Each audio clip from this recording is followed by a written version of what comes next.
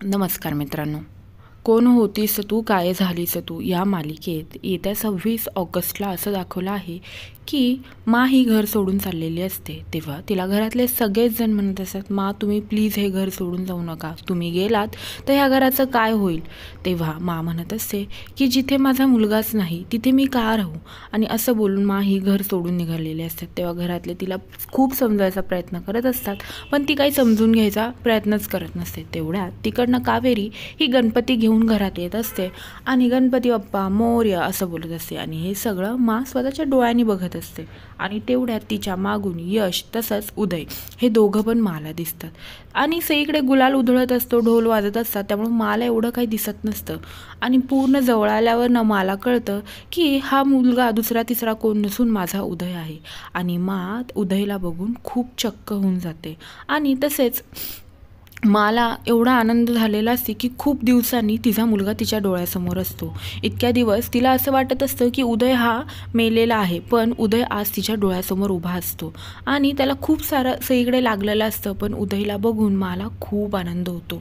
उदयला बघून मला तिचे अश्रू सांभाळत नाही, मा रडायला लागते आणि म्हणते, उदय तू आलास असं बघून ती खूप खुश होते आणि त्याला मिठी मारते आणि म्हणते की इतक्या दिवस तू होतास कुठे उदय, मी तुझी खूप वाट पाहिली।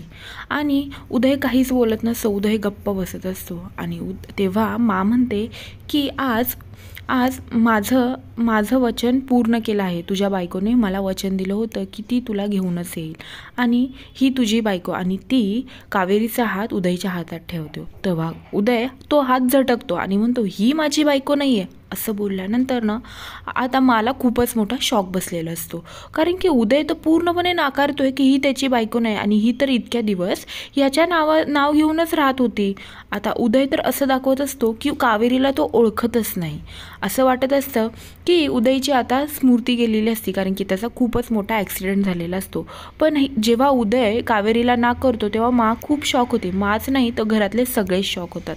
पण आता हे सगळं यशला माहीत असतं, आता यश काय करणार,